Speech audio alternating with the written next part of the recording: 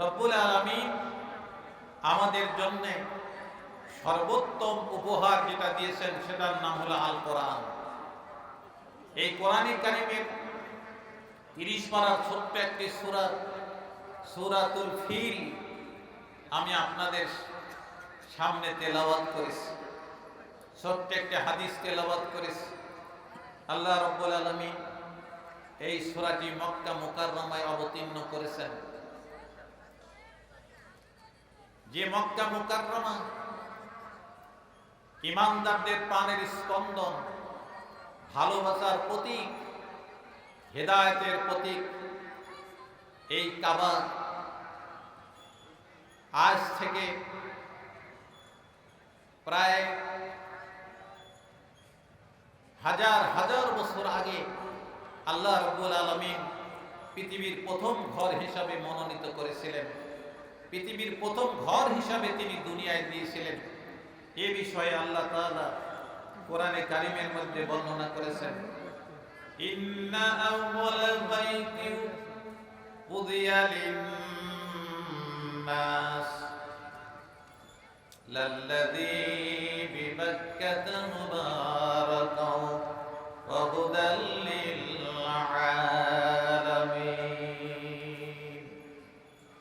এটা প্রথম ঘর। পৃথিবীতে এর আগে কোন ঘর আল্লাহ তাআলা তৈরি করেন নাই, কেউ তৈরি করে নাই। সেই ঘরের নাম হলো বাইতুল্লাহ। এই বাইতুল্লাহ কে ঘিরে আরব জাতি অভ্যুদয় ঘটেছে। ব্যবসা বাণিজ্য থেকে শুরু করে তাদের জীবন জীবিকা গড়ে তুলেছিল এই কাবা কেন্দ্রিক। আরব ইতিহাসে দেখা যায় আরবরা শুধু আরব দেশে নয়, গোটা চীন পর্যন্ত, ভারত থেকে শুরু করে চীন পর্যন্ত টোটাল ব্যবসা কুক্ষিগত করে রেখেছিল আরবরা। এটা আমাদের জানা নাই। ঠিক তেমনি এক সময়ে 525 খ্রিস্টাব্দে আরবের এক খ্রিস্টান বাদশা, তার নাম আবরাহা, তিনি ক্ষমতা দখল করেন। ক্ষমতায় আরোহণ করার পর থেকেই তিনি তাকে প্রতিষ্ঠিত করার জন্য আপ্রাণ চেষ্টা চালাচ্ছিলেন। এক পর্যায়ে তিনি যখন শক্তি সামর্থ্যবান হলেন, তখন তিনি চিন্তা করলেন আরবদের কাছ থেকে ব্যবসা ছিনিয়ে নিতে হবে, আমরা ধনী হয়ে যাব। এই চিন্তা করে বাদশাহ আবরাহা ফন্দি আঁকতে শুরু করলো, আরবদেরকে কিভাবে নিচে ফেলে দেওয়া যায়, টেক্কা দেওয়া যায়। এই জন্যে আবরাহা পয়লাই চিন্তা করলো যে আরবদের সবচেয়ে যে ঐতিহ্য কাবা ঘর, এটাকে ভেঙে ফেলে দিতে হবে। 60,000 সেনাবাহিনী নিয়ে, কোন কোন রেওয়ায়েতে আছে 1 লক্ষ সেনাবাহিনী নিয়ে আবরাহা রওনা দিল কাবা ঘর ভেঙে ফেলার জন্য। রাসূলুল্লাহ সাল্লাল্লাহু আলাইহি সাল্লামের জন্মের ঠিক 50 দিন আগে আবরাহা তার সেনাবাহিনী নিয়ে মক্কা দখল করার জন্য রওনা দিয়েছিল। আল্লাহ পাক রব্বুল আলামিন, যিনি আহকামুল হাকিমিন, যিনি কুদরতের মালিক,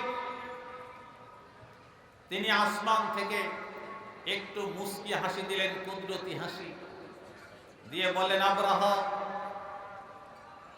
আমি আসমানের মালিক, আমার সম্পর্কে তোমার কোনো ধারণা নাই। আবরাহা আরবে গিয়েই পয়লাই তারা আরবের যারা ধনী ব্যক্তি, যারা কিছু মাল অধিকারী ছিল, তাদের উট, ভেড়া, দুম্বা সব কিছু কবজা করে নিল। তারা 2টা প্রস্তাব দিয়েছিল, হয় আমাদের সঙ্গে যুদ্ধ করো, আর নইলে কাবা আমাদের হাতে ছেড়ে দাও। রাসূলুল্লাহ সাল্লাল্লাহু আলাইহি ওয়াসাল্লামের দাদা আব্দুল মুত্তালিব তিনি বললেন, তুমি আমার উট নিয়েছো 200, আমার উট ফেরত দিয়ে দাও। আর কাবার কাছে গিয়ে বলো, কাবার মালিক, তোমার কাবা তুমি রক্ষা করো, আমরা তোমার কাবা রক্ষা করতে পারি নাই।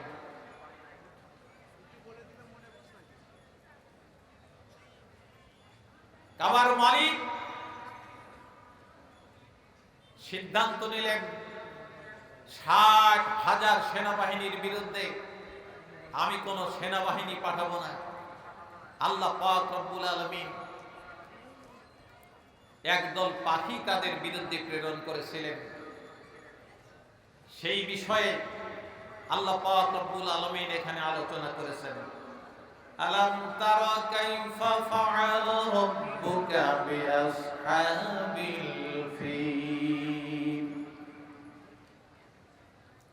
রাসূলুল্লাহ সাল্লাল্লাহু আলাইহি ওয়াসাল্লামকে লক্ষ্য করে বললেন, হে নবী, আপনি ভয় পাবেন না, আপনি দুর্বল হবেন না, মন ভাঙা হবেন না, কারণ কাফের মুশরিকরা আপনাকে কষ্ট দিচ্ছে। এই কষ্ট আজকে নতুন নয়, আব্রাহা আপনার পূর্বপুরুষদের সঙ্গে খারাপ আচরণ করেছিল। হে আমার নবী, আপনি কি দেখেন নাই হস্তি বাহিনী হাতিওয়ালাদের সঙ্গে, আব্রাহার সঙ্গে আপনার প্রভু কেমন আচরণ করেছেন?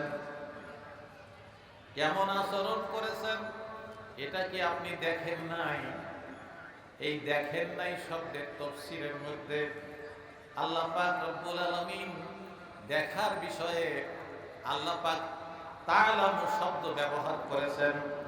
কারণ রাসূল সাল্লাল্লাহু আলাইহি সাল্লামকে আল্লাহ বলেন, হে নবী, আপনাকে কি জানানো হয় নাই যে আব্রাহাকে আমি আল্লাহ কেমন করে ধ্বংস করেছিলাম দুনিয়ায়? যারাই আল্লাহর বিরোধিতা করেছে, রাসূল সাল্লাল্লাহু আলাইহি সাল্লামের বিরোধিতা করেছে, ইসলামের বিরোধিতা করেছে, আল্লাহ পাক রব্বুল আলামিন তাদেরকে দুনিয়া থেকে এমন ভাবে বিদায় করে দিয়েছেন, তাদের চিহ্ন পর্যন্ত আল্লাহ রাখে নাই। কোন কোন সময় আল্লাহ পাক ফেরেশতা দিয়ে মুসলমানদেরকে সাহায্য করেছেন। যখন মুসলমানদেরকে সাহায্য করার কেউ ছিল না, বদরের প্রান্তরে মাত্র 313 জন, সেই সময় আল্লাহ পাক রব্বুল আলামিন তার পক্ষ থেকে ফেরেশতা পাঠিয়ে ঈমানদারদের মুসলমানদের সাহায্য করেছিলেন। আজকেও যদি কোনো মুসলমান বিপদগ্রস্ত হয় আর যদি আল্লাহর কাছে ধর্ণা দেয়, আল্লাহর কাছে নিজেকে আত্মসমর্পণ করে, আল্লাহ পাক রব্বুল আলামিন এখনো আল্লাহর গোলামদেরকে সাহায্য করতে রাজি আছে। প্রিয় ভাইয়েরা, ইসরায়েলের ইহুদিরা ফিলিস্তিনের মুসলমানদেরকে পাখির মতো গুলি করে করে হত্যা করছে। প্রতিদিন 250 জন নারী, শিশু, আবাল, বৃদ্ধ, বনিতাকে তারা হত্যা করছে। তারা মনে করেছে আমরা সব আরব জাহান দখল করে নেব। প্রিয় ভাইয়েরা, অতীতে যেমন পারে নাই, বর্তমানেও পারছে না, ভবিষ্যতেও পারার কোনো সুযোগ নাই। আল্লাহ সুবহানাহু ওয়া তাআলা আমাদেরকে সাহায্য করার জন্য রেডি আছেন। যারা চিৎকার দিয়ে বলেন সুবহানাল্লাহ।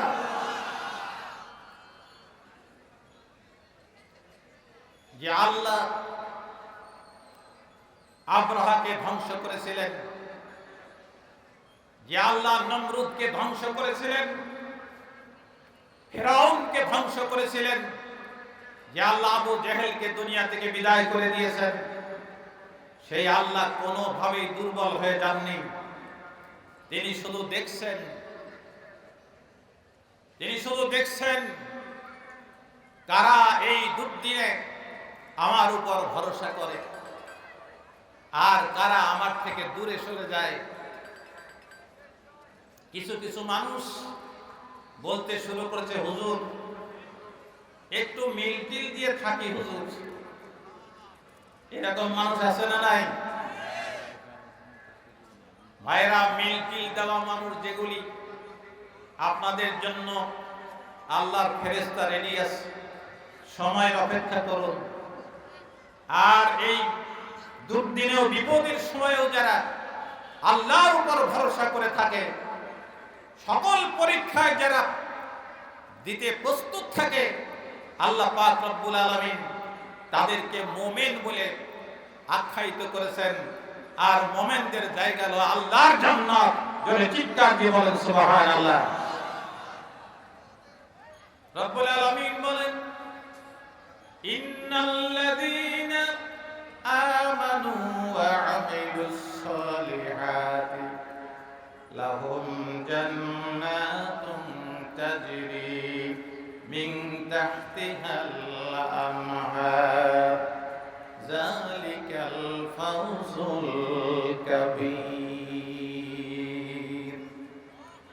আল্লাহ বলেন, নিশ্চয় যারা ঈমানদার আর যারা ভালো ভালো কাজ করে, আল্লাহ পাক রব্বুল আলামিন ওই সকল মানুষদের জন্য, ঈমানদারদের জন্য আল্লাহর মহান জান্নাত আপনার রেডি করে রেখেছেন। করে আবার চিৎকার দিয়ে বলেন সুবহানাল্লাহ।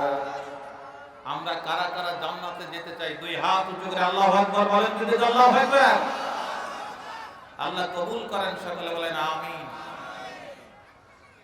আমার ভাইরা, ঈমানদার কারা তাও আল্লাহ পাক রব্বুল আলামিন কোরআন শরীফের অন্যত্র বললেন, ইন্নামাল মুমিনুনা আল্লাযীনা ইযা যুকিরাল্লাহু ওয়াজিলাত কুলুবুহুম ওয়া ইযা তুলিয়াত আলাইহিম আয়াতুহু জাদাতুহুম ঈমানা ওয়া আলা রাব্বিহিম ইয়াতাওয়াক্কালুন।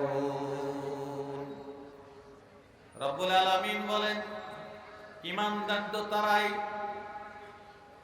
যাদের সামনে আল্লাহর নাম উচ্চারণ করা হয়, তখন আল্লাহর ভয়ে ভীত হয়ে তাদের অন্তরাত্মা কাঁপতে থাকে।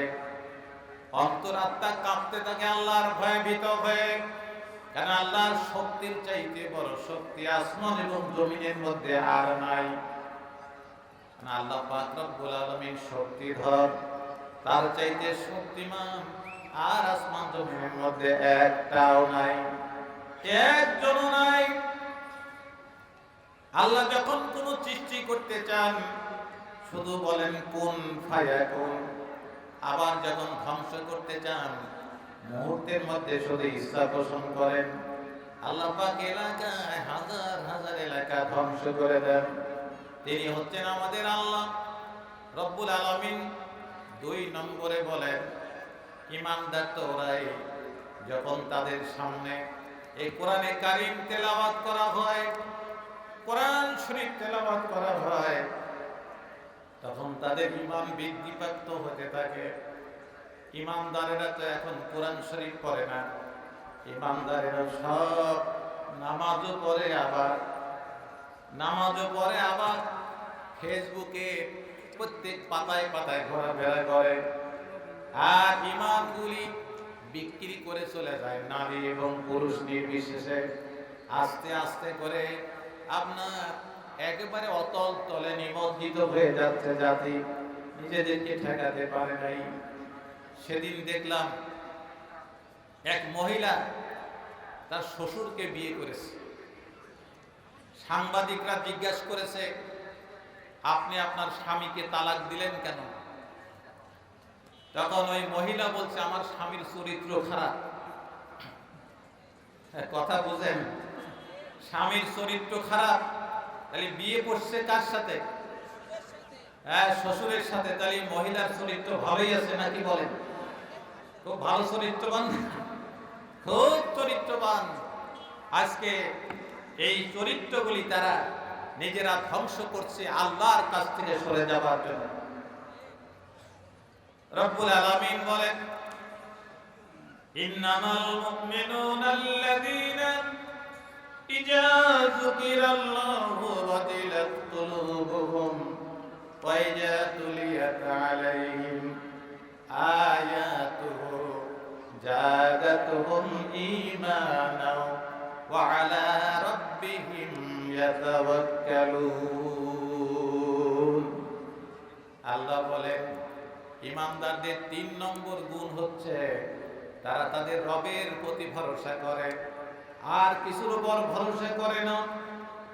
যখন তারা অভাবী হয়ে যায়, আল্লাহর দরবারে নামাজ পড়ে, আল্লাহর দরবারে হাত উঁচু করে বলে, আল্লাহ আমি অভাবী হয়ে গেছি, আমার অভাব তুমি দূর করে দাও। যখন তারা বিপদগ্রস্ত হয়, মুসিবতে পড়ে যায়, তখন তারা নামাজ সিজদায় পড়ে কাঁদে আর বলে, ইয়া রাব্বাল আলামিন, আমি আপনার প্রতি ভরসা করলাম, তাওয়াক্কুল করেছি আল্লাহ, এই বিপদ থেকে আপনি আমাদের উদ্ধার করে দেন। এই সকল মানুষগুলি কঠিন পরীক্ষায় যখন পড়ে যায়, তখন তারা মনোবল হারিয়ে ফেলে না। মানুষ যখন জিজ্ঞাসা করে কেমন আছেন, আলহামদুলিল্লাহ ভালো আছি, আলহামদুলিল্লাহ ভালো আছি। আল্লাহ যেমন রাখেন তেমন আছি, আল্লাহর উপর ভরসা করে। কারণ এই মানুষগুলি জানে দুনিয়ায় বেশি দিন আপনার বেঁচে থাকার সুযোগ নাই। মালাকুল মউত প্রতিদিন 5 বার করে বাড়ির দরজায় নক করে, সময় এসে গেছে, সময় এসে গেছে। যে কোনো সময় দুনিয়ার মায়া ত্যাগ করে কবরের জমিনে চলে যাওয়া লাগবে। একদিন কবর থেকে আবার উঠে আল্লাহ পাক রব্বুল আলামিন আমাদেরকে আল্লাহর দরবারে দণ্ডায়মান করিয়ে দেবেন কিয়ামতের ময়দানে। আমার ভাইরা, এই জন্য ঈমানদার যারা, তারা টলে যায় না, ঈমানদারেরা ভয় পায় না। ঈমানদারদেরকে আল্লাহ পাক রব্বুল আলামিন আরো আশ্বস্ত করেছেন, ওয়ালা তাহিনু ওয়ালা তাহজানু ওয়া আনতুমুল আ'লাউনা ইন কুনতুম মুমিনিন। আল্লাহ পাক রব্বুল আলামিন বলেন, ভয় নাই, ভয় নাই, মাথা নত করো না, হতাশ হও না, ভয় পেও না, তোমরাই বিজয়ী হবে যদি তোমরা ঈমানদার হতে পারো। এই জন্য ঈমানদার হতে পারলে দুনিয়ায় তারা বিজয়ী, দুনিয়ায় তারা বিজয়ী, কবরে তারা বিজয়ী। কিয়ামতের ময়দানে নারায়ে তাকবীর, আল্লাহু আকবার দিতে দিতে আমরা জান্নাতে পৌঁছে যাব। আমার ভাইরা, রাসূলকে আল্লাহ আশ্বস্ত করে বলেন, হে নবী, ভয় পাওয়ার কিছু নাই। কারণ হলো আমি আল্লাহ পাক রব্বুল আলামিন অতীতে বহু নবী এবং রাসূলদেরকে সাহায্য করেছি। আমি অতীতে বহু জাতিকে রক্ষা করেছি। আমি আল্লাহ পৃথিবীর সবচাইতে বেশি শক্তিধর। আমার চাইতে শক্তিধর আসমান এবং জমিনের মধ্যে আর কেউ নাই। হে নবী, আপনি কি দেখেন নাই আমি কিছুদিন আগেই তো আব্রাহাকে দুনিয়া থেকে মিটিয়ে দিয়েছি। আমার ভাইয়েরা, ওরা চক্রান্ত করেছিল কাবা শরীফকে ধ্বংস করে দেবে, কাবাকে নিশ্চিহ্ন করে দেবে, ইসলামের নিশানা পর্যন্ত তারা রাখবে না। কোথায় সেই 1500 বছর আগের ঘটনা আজকেও পাবনার জমিনে দারুল আমান ট্রাস্টে মুসলমানরা নারায়ে তাকবীর, আল্লাহু আকবার দেয়। জোরে বলেন, কথা ঠিক কিনা? আমার ভাইরা, রব্বুল আলামিন বলেন, আলাম ইয়াজআল কাইদাহুম ফি তাদলিল। আল্লাহ বলেন, আব্রাহা কৌশল করে নিয়েছিল আজকে কাবা দুনিয়া থেকে বিদায় করে দেব, তাদের ব্যবসা বাণিজ্য ধ্বংস করে দেব, আরবদের উপরে আমি বিজয় লাভ করব, আরব দখল করে নেব। সব দুনিয়ার ব্যবসা বাণিজ্য আমি সব দখল করে নিয়ে আমরা সবচেয়ে বড় জাতিতে পরিণত হব। প্রিয় ভাই সব, তার আগের ঘটনা আপনারা জানেন। বাদশাহ আব্রাহা একটা গির্জা তৈরি করলো, কাবার চাইতেও সুন্দর করে, সোনা দিয়ে আপনার হীরকের খণ্ড দিয়ে সুন্দর করে বানালো। কিন্তু সেখানে কেউ নামাজ তো পড়তে যায় নাই, বরং সেটার মধ্যে মানুষেরা পায়খানা করে দিয়েছে। ঐতিহাসিকেরা বলেন কোন মানুষ এটার ভিতরে পায়খানা এমনি এমনি করে নাই, আব্রাহার লোকেরাই পায়খানা করে অজুহাত সৃষ্টি করে কাবা ধ্বংস করতে চেয়েছিল। এরকম মুনাফিকের দল এখনো দুনিয়ায় আসে না নাই? নিজেরাই পায়খানা করে অজুহাত সৃষ্টি করলো। দেখেন, আজ থেকে ১৫০০ বছর আগের ঘটনা বলছে, তখনও এরকম অজুহাত সৃষ্টি করে কাবা ভাঙার চেষ্টা করা হয়েছিল। আজকেও এক দল আর এক দলের বিরুদ্ধে নিজেরাই ইস্যু সৃষ্টি করে অন্যদেরকে দুনিয়া থেকে মিটিয়ে দেওয়ার জন্য চেষ্টা করতেছে। বলে বলেন কথা ঠিক কিনা?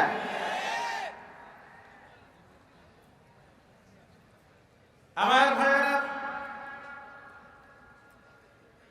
আল্লাহ পাক রব্বুল আলামিন বলেন, নবী হে, তাদের যত চক্রান্ত ছিল আমি আল্লাহ পাক রব্বুল আলামিন এই সব চক্রান্ত বানচাল করে দিয়েছি। কারণ আমি আল্লাহর ক্ষমতার কাছে আব্রাহা একবারে নস্যি, একবারে বালি কণার মতো ক্ষমতাধর, এর চাইতে বেশি কিছু নয়। আল্লাহ পাক রব্বুল আলামিন বেজার হয়েছিলেন আব্দুল মুত্তালিবের উপরে, আরব সর্দার উপরে বেজার হয়েছিলেন আমার আল্লাহ। তাই আল্লাহ পাক রব্বুল আলামিন কাবার প্রান্তরে একদল পাখি প্রেরণ করলেন। মানুষ যে আমি আব্রাহাকে ধ্বংস করব না, আমি আব্রাহাকে ধ্বংস করব এমন একটা জাতি দিয়ে কিয়ামত পর্যন্ত যাতে ইতিহাস হয়ে থাকে, মুসলমানেরা যেন সেখান থেকে প্রেরণা পায়, মুসলমানরা সেখান থেকে যেন খোরাক পায়। রব্বুল আলামিন এমন একটা জাতিকে পাঠাবো যেই জাতি এমন অসাধ্য সাধন করতে পারে দুনিয়ার কোন মানুষ কল্পনা করতে পারে না। এই জন্য আল্লাহ পাক রব্বুল আলামিন ওয়া আরসালা আলাইহিম তায়রান আবাবিল, এক ঝাঁক পাখি পাঠালেন আমার আল্লাহ। যে আল্লাহ পাখি পাঠিয়ে আব্রাহাকে ধ্বংস করে দিলেন, আব্রাহার বাহিনীকে ধ্বংস করে দিলেন। পাখিগুলি মুখের মধ্যে একটা পাথর, দুই চারার মধ্যে দুইটা পাথর, তাফসীরের মধ্যে আসছে বুটের দানার মতো অথবা তার চাইতেও ছোট ছোট পাথর। উপর থেকে বিসমিল্লাহ বলে পাখি ছেড়ে দেয়, হাতিগুলির উপরে পড়ে, হাতিগুলি গলে হাড় মাংস সব মাটির সঙ্গে মিশে গেল। সুবহানাল্লাহ বললেন না? আর যারা বলেন সুবহানাল্লাহ। আমার ভাইয়েরা, ৬০,০০০ সেনাবাহিনী এক দুইজন নয়, পাথরগুলির আঘাতে একটা একটা করে সব সেনাবাহিনীর সদস্য মারা গেল, হাতিগুলি মারা গেল। আব্রাহা পালানোর চেষ্টা করলো, কিন্তু আব্রাহা পালাতে পারে নাই। আব্রাহার উপরে একটা পাখি গিয়ে পাথর মেরে দিল, আব্রাহাও বলে মাটির সঙ্গে মিশে গেল। আল্লাহ পাক রব্বুল আলামিন এইভাবে আব্রাহার আপনার বাহিনীকে ধ্বংস করে দিলেন। যে আল্লাহ আব্রাহাকে ধ্বংস করে দিয়েছিলেন, সেই আল্লাহ আজকের দুর্দিনে সারা দুনিয়ার মুসলমানেরা যখন বিপদগ্রস্ত, সেই সময় মুসলমানদেরকে সাহায্য করার জন্য আমার আল্লাহ এখনো রেডি আছে। মুসলমানের এখনো লড়াইয়ের তাকবীর আল্লাহু আকবার দিয়ে সারা দুনিয়া বিজয় লাভ করতে পারে। যেন চিৎকার দিয়ে বলেন সুবহানাল্লাহ। এই শক্তি মুসলমানদের আছে না নাই? জোরে বলেন আছে না নাই? কারণ আমাদের সঙ্গে আছেন কে? আর জোরে বলেন আছেন কে? আমাদের সঙ্গে আমাদের আল্লাহ আছেন। যে আল্লাহ কাবাকে হেফাজত করেছিলেন, যে আল্লাহ কাবাকে রক্ষা করেছিলেন, সেই আল্লাহ আমাদের আল্লাহ, যিনি আসমান তৈরি করেছিলেন, যিনি জান্নাত জাহান্নাম প্রস্তুত করে রেখেছেন। এক দলের জন্য জান্নাত আর এক দলের জন্য জাহান্নাম। সূরা তওবার 111 নম্বর আয়াতের মধ্যে আল্লাহ বলেন, ইন্নাল্লাহা আশতারা মিনাল মুমিনিনা আনফুসাহুম ওয়া আমওয়ালাহুম বিআন্না লাহুমুল জান্নাহ। আল্লাহ বলেন, নিশ্চয় যারা ইন্নাল্লাহা আশতারা মিনাল মুমিনিনা, আল্লাহ পাক রব্বুল আলামিন মুমিনদের কাছ থেকে তাদের জান এবং মাল কিনে নিয়েছেন। ভাইরা, আপনাদের জান এবং মাল, আমার জান এবং মাল কিনে নিয়েছেন তিনি। তার নাম কি? জোরে বলতে হবে, তার নাম কি? আরো জোরে বলেন, তার নাম কি? আল্লাহ। আল্লাহ বলে, আমি ঈমানদারদের জান এবং মাল কিনে নিয়েছি, বিনিময়ে জান্নাত। এই জান্নাতের কথা এখন মানুষ ভুলে গেছে। জোরে বলেন, কথা ঠিক কিনা? আরো যাতে ভুলে যায় সেই ব্যবস্থা পাকাপোক্ত করার চেষ্টা করা হচ্ছে। জোরে বলেন, ঠিক কিনা? আমার ভাইয়েরা, আল্লাহ পাক রব্বুল আলামিন বলেন, ঈমানদারদের জন্য মুমিনদের জান এবং মাল আমি আল্লাহ কিনে নিয়েছি জান্নাতের বিনিময়ে। যে জান্নাত আমরা কোনোদিন দেখি নাই, শুধু গল্প শুনি, ওয়াজে শুনি, কোরআনে শুনি, হাদিসে শুনি। আল্লাহ জান্নাত দেবেন, সেই জান্নাতের ব্যাপারে আল্লাহ পাক রব্বুল আলামিনের হাবিব হাদিসে কুদসিতে বলেন, আ'দাতু লিইবাদিয়াস সালিহুন মান লা আইনুন রাআত ওয়ালা উযুনুন সামিআত ওয়ালা খাতারা আলা কলবি বাশার। রাসূল সাল্লাল্লাহু আলাইহি ওয়াসাল্লাম বলেন, আল্লাহ তাআলা বলেছেন, আমি আমার নেক বান্দাদের জন্য এমন জান্নাত প্রস্তুত করে রেখেছি, যে জান্নাত আমার বান্দার চোখ কোনোদিন দেখে নাই। দুনিয়ায় যত মানুষ আমি পয়দা করেছি, কোন মানুষের চোখ আমার জান্নাত অবলোকন করে নাই, জান্নাত দেখে নাই। কোন মানুষ আমার জান্নাত দেখে নাই। ওয়ালা উযুনুন সামিআত, জান্নাতটা কেমন কানেও শোনে নাই। কি বলে? ওয়ালা উযুনুন সামিআত ওয়ালা খাতারা আলা কলবি বাশার, অন্তর দিয়ে চিন্তাও করতে পারে না জান্নাতটা কেমন হতে পারে। এত সুন্দর করে আমার আল্লাহ সৃষ্টি করে রেখেছেন। জান্নাতে যাবার জন্য যে সারিবদ্ধ গাছ লাগানো থাকবে, এগুলি দেখে আল্লাহর গোলামেরা পাগল হয়ে যাবে। তরুণ নির্মাণ করা হবে, তরুণ দেখে দেখে আল্লাহর গোলামেরা পাগল হয়ে যাবে। কারণ আল্লাহ পাকের হাবিব বলেন, রোজাদার আল্লাহর গোলাম যারা রোজাদার, তাদের জন্য বাবুর রাইয়ান নামে একটা দরজা আপনার গেট বানানো হবে। যেই গেটগুলি এত সুন্দর করে বানানো হবে, যে গেটের একটা বাতির সমান সারা দুনিয়া বিক্রি করলে জান্নাতের এই গেটের একটা বাতির সমান আপনার দাম হবে না দুনিয়ার। এই জন্য দুনিয়া দুনিয়া করে পাগল হওয়া যাবে না, দুনিয়ার কোনো লোভ লালসায় পড়ে ঈমান হারানো যাবে না, দুনিয়ার কোনো লোভ লালসা পড়ে ইসলাম থেকে দূরে সরে যাওয়া যাবে না, কারোর সঙ্গে বাতিলের সঙ্গে আপোষ করা যাবে না। কারণ বাতিল তো বাতিলই, হক তো হকই। হক হকের জায়গায় থাকবে, বাতিল বাতিলের জায়গায় থাকবে। আমার ভাইরা, আল্লাহ পাক রব্বুল আলামিন বলেন, আমি যখন আবাবিল পাখি প্রেরণ করলাম, আবাবিল পাখিগুলি পাথর নিল তিনটা। কয়টা? তিনটা পাথর নিল, একটা মুখের মধ্যে আর দুইটা দুই সারার মধ্যে। আব্রাহা বাহিনীর উপর দিল ছেড়ে। আল্লাহ পাক রব্বুল আলামিন বলেন, ফাজআলাহুম কাআসফিন মাকুর। যখন ঢেল দিল, আব্রাহার হাতি বাহিনীগুলি, সেনাবাহিনীগুলি চর্বিত ঘাসের মতো। চর্বিত ঘাস বলা হয় গরু ছাগল ঘাস খাওয়ার পরে জাবর কেটে যে ঘাসগুলি ছোট করে চিবিয়ে চিবিয়ে ওই ঘাসগুলিকে ছোট করার নাম হচ্ছে মাকদুল।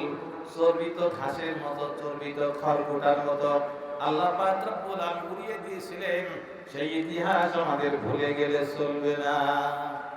সেই ইতিহাস আমাদের মুখস্থ করে রাখতে হবে। আমাদের জীবন সাজাতে হবে ইসলাম দিয়ে। ইসলাম দিয়ে সাজানোর জন্য পাবনার এক অকুতভোগ সৈনিক, পাবনার যিনি উপকার ছিলেন মরহুম মাওলানা আব্দুস সুবহান রহমাতুল্লাহ আলাইহি, তিনি আমাদের জন্য বাগান তৈরি করে রেখে গেছেন। আপনাদের দায়িত্ব হলো এই বাগানকে সুরক্ষা করা, এই বাগানকে দেখাশোনার দায়িত্ব হলো আপনাদের। আমাদের মায়েরা প্রতি বছরই এখানে আসে দিনের বেলায়, তারা এসে আপনাদের পকেট থেকেই নিয়ে এসে এইখানে এই প্রতিষ্ঠান বাঁচিয়ে রাখার জন্য, এই দারুল আমান ট্রাস্টকে সুন্দর করে রাখার জন্য তারা যে অবদান রাখে, শুনলে আপনারা আশ্চর্য হবেন। আপনারা তাদের ধারে কাছে পর্যন্ত যেতে পারেন না। এই জন্য আমি আপনাদের অনুরোধ করব, এই দারুল আমান ট্রাস্টকে নিজের একটি সন্তান মনে করে, নিজের পরিবারের একটা মেম্বার মনে করে, সদস্য মনে করে আপনার পকেটের অর্থ এইখানে কিছু দিয়ে যাওয়ার চেষ্টা করতে হবে। এই প্রতিষ্ঠান আপনাদের প্রতিষ্ঠান, পাবনাবাসীর প্রতিষ্ঠান। এই প্রতিষ্ঠান বাংলাদেশের মধ্যে যে 10টি প্রতিষ্ঠান সেরা প্রতিষ্ঠান, তার মধ্যে দারুল আমান ট্রাস্টের ইসলামিয়া মাদ্রাসা একটি বড় প্রতিষ্ঠান, ইসলামিয়া কলেজ একটা বড় প্রতিষ্ঠান। পাবনা জেলায় শুধু নয়, আশেপাশের সব জেলাগুলির মধ্যে যে বড় বড় এতিমখানা যেগুলি আছে, তার মধ্যে পাবনার এই দারুল আমান ট্রাস্টের এতিমখানা তার মধ্যে অন্যতম। আপনাদের অর্থে পরিচালিত হয়, আপনাদের দেখভালের এই অর্থ দিয়ে আমরা নষ্ট করি নাই। এই প্রতিষ্ঠানগুলিকে খাড়া করে আমরা এটাকে লালন পালন করে এই দেশে সুযোগ্য সন্তান, যোগ্য সন্তান আমরা উপহার দিতে চাই, যাতে তারা পরিবারের জন্য অ্যাসেট হয়, সমাজের জন্য অ্যাসেট হয়, রাষ্ট্রের জন্য অ্যাসেট হয়। এই মাদ্রাসা থেকে, এই কলেজ থেকে বহু ছেলেরা ইঞ্জিনিয়ার হয়েছে, বহু ছেলেরা ডাক্তার হয়েছে, বহু ছেলেরা ইউনিভার্সিটির শিক্ষক হয়েছে। এখানে তারা সারা বাংলাদেশে তার অবদান রাখছে।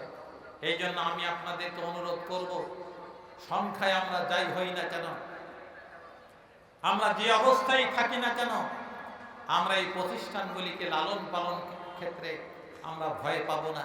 কারণ আমাদের উপরে ভালো অবস্থানও যদি থাকে, তাও আমরা একদিন দুনিয়া থেকে বিদায় গ্রহণ করব। আর মন্দ অবস্থানেও যদি থাকি আমরা, তাও একদিন আল্লাহর ডাকে সাড়া দিয়ে আমাদেরকে চলে যেতে হবে। এই কথা আল্লাহ কিন্তু কোরআনে বলেছেন। যারা মরণ থেকে পালানোর জন্য চেষ্টা করে, নিজেরা আপোষ করে চলার চেষ্টা করে, মৃত্যু কিন্তু তাদেরও একদিন ধরবে। আল্লাহ এই কথা কোরআনে বলে দিয়েছেন। অতএব আসুন, আমি আর লম্বা করব না। আমাকে যে সময়টুকু বলে দেওয়া হয়েছিল, আমার সেই সময় শেষ হয়ে গেছে। আমি শুধু আপনাদেরকে এই কথাই বলতে চাই, আল্লাহ পাক রব্বুল আলামিন যে অবস্থায় আমাদেরকে রাখুক না কেন, যেখানেই আমাদেরকে রাখুক না কেন, রসুলের ভাষায় ইত্তাকুল্লাহ হাইসু মা কুনতা, তুমি যেখানেই থাকো আল্লাহকে ভয় করো। আসুন আমরা আল্লাহকে ভয় করি, আমার আল্লাহকে চেনার চেষ্টা করি, ওই আল্লাহর কাছে নতি স্বীকার করে নিজের মস্তকটা তার কাছে অবনত করে দেই। আল্লাহ আমাদের সকলকে কবুল করেন, আমিন। ওয়া আখিরু দাওয়ানা আনিল হামদুলিল্লাহি রাব্বিল